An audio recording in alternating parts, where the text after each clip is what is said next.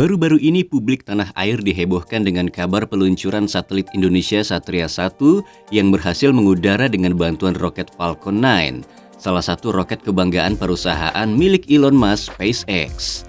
Menariknya, satelit Satria 1 ini ternyata merupakan hasil karya anak bangsa. Bahkan satelit ini juga disebut-sebut sebagai satelit terbesar di Asia saat ini. Lalu siapa sosok cerdas di balik pembuatan satelit Satria 1 dan seperti apa kecanggihan satelit ini hingga digadang-gadang akan menjadi awal keemasan dunia telekomunikasi Indonesia? Berikut 7 fakta dan kecanggihan satelit Satria 1 milik Indonesia.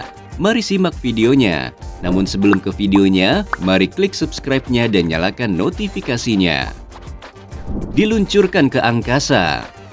Satelit Republik Indonesia atau biasa disebut Satria 1 pertama kali meluncur dari pusat antariksa Kennedy di Cape Canaveral, Florida, Amerika Serikat pada Minggu 18 Juni 2023 pukul 18.21 waktu Florida atau Senin 19 Juni 2023 pukul 5.21 waktu Indonesia Barat.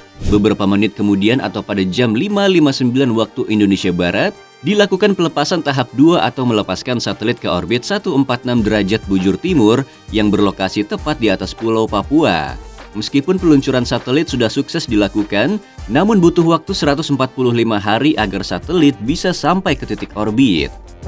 Adapun satu fakta yang sangat mengejutkan ialah Satria 1 merupakan satelit Indonesia pertama yang diluncurkan lewat roket Falcon 9 milik perusahaan miliarder Elon Musk, SpaceX. Kecanggihan. Keberhasilan peluncuran satelit Satria 1 menjadi titik balik dalam dunia telekomunikasi Indonesia. Bagaimana tidak, satelit ini merupakan satelit multifungsi terbesar di Asia dan nomor 5 di dunia. Di mana kapasitas satelit Satria 1 ini ialah 150 gigabit per detik atau Gbps dengan frekuensi K-band serta diperkuat dengan 116 spot beam. Padahal sebelumnya kebanyakan satelit Indonesia hanya memiliki kapasitas di bawah 100 Gbps. Satelit ini didesain untuk mempercepat jaringan internet dan sebagai sarana pemerataan pembangunan infrastruktur digital dan telekomunikasi Indonesia di wilayah 3T atau tertinggal, terluar, dan terdepan. Menurut PLT Menkominfo Mahfud MD, satelit berteknologi Very High Throughput Satellite atau VHTS ini menjadi solusi di tengah permasalahan akses internet yang selama ini jadi penghambat pelayanan kepada masyarakat, terutama di sektor kesehatan, pendidikan, dan pelayanan publik. Kasus korupsi BTS 4G. Di balik kecanggihannya, Satria 1 sempat dikaitkan dengan proyek Base Transceiver Station atau BTS 4G yang beberapa waktu lalu geger dengan dugaan korupsi yang dilakukan oleh mantan Menkominfo Johnny Gerard Plate. Menurut rumor yang beredar, proyek Satria 1 tidak bisa dilanjutkan karena berhubungan dengan proyek BTS 4G. Tapi kabar miring tersebut disangkal langsung oleh PLT Menkominfo Mahfud MD yang menyebut proyek satelit Satria 1 merupakan proyek tersendiri yang tidak ada sangkut pautnya dengan BTS 4G. Menurut pria yang juga menjabat sebagai Menko Polhukam itu, pembuatan Satria 1 dan BTS 4G juga berbeda tujuan. Jadi isu-isu yang bertebaran hanyalah kabar burung yang tak bisa dipertanggungjawabkan kebenarannya. Pencipta Satria 1. Tak banyak yang tahu Satria 1 merupakan proyek kerjasama pemerintah dengan Badan Usaha atau KPBU antara Kementerian Komunikasi dan Informatika atau Kominfo dengan PT Pasifik Satelit Nusantara atau PSN lewat anak usahanya PT Satria Nusantara 3. Di proyek ini seorang engineer wanita bernama Adi Pratnia Satwika Asmadi ditunjuk untuk mengerjakan pembuatan Satria 1, mulai dari perancangannya, pembuatan hingga tahapan pengoperasian nantinya. Dilansir dari berbagai sumber, wanita yang kerap dipanggil Nia ini merupakan lulusan S2 di Aerospace Engineering California Polytechnic State University, Amerika Serikat.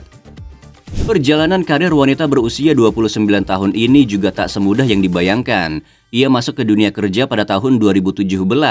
Di tahun yang sama, ia langsung menangani proyek satelit PT PSN. 2 tahun kemudian, ia juga ikut dalam pembuatan satelit Nusantara 1 atau N1. Sayangnya proyek ini gagal karena faktor keuangan dan membuat ia dipindahkan untuk membuat satelit Satria 1. Proses pembuatan. Satria 1 dibangun oleh satelit Nusantara 3 dan dirakit oleh perusahaan asal Prancis Thales Alenia Space atau TAS pada tahun 2020. Setelah selesai dibuat, satelit ini dikirim ke Florida, Amerika Serikat pada Juni 2023. Satria 1 sendiri memiliki tinggi 6,5 meter dengan bobot 4,5 ton dan mampu beroperasi sampai 15 tahun sejak mengorbit. Biaya pembuatan Satria 1 pada mulanya hanya sekitar 450 juta US dollar atau sekitar 6,6 triliun rupiah. Namun melenceng dari perkiraan menjadi 540 juta US dollar atau sekitar 8 triliun rupiah karena adanya biaya tambahan. Salah satunya persoalan Satria 1 yang mulanya akan dibawa menggunakan pesawat Antonov, namun tidak bisa dilakukan karena kondisi perang Rusia dan Ukraina. Satria 1 pun terpaksa dibawa dengan kapal kargo Nordik dari Prancis menuju Amerika Serikat melalui jalur laut yang menelan waktu 17 hari lamanya.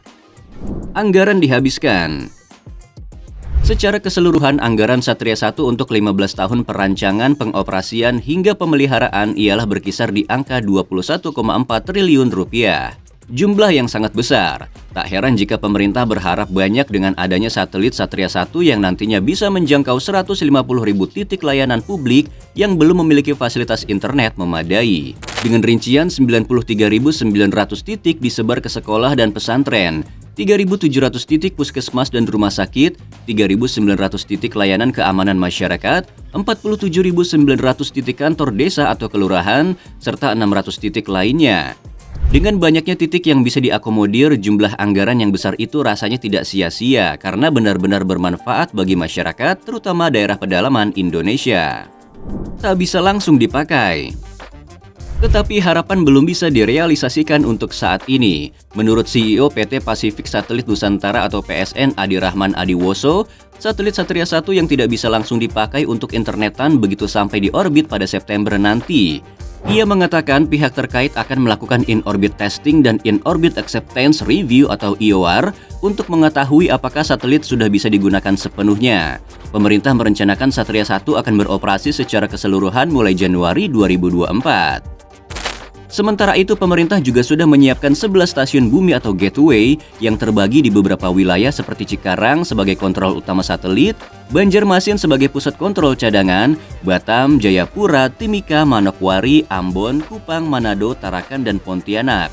Nantinya stasiun-stasiun ini akan digunakan jika Satria 1 sudah beroperasi. Tentu saja dengan adanya satelit Satria 1 nanti, semua masyarakat yang belum pernah mencicipi manisnya kemajuan teknologi bisa merasakan dan semakin mempermudah pelayanan kepada masyarakat di era digital saat ini. Menarik untuk ditunggu, apakah proyek ini benar-benar sukses terrealisasi pada 2024 nanti atau mungkin gagal seperti proyek BTS 4G?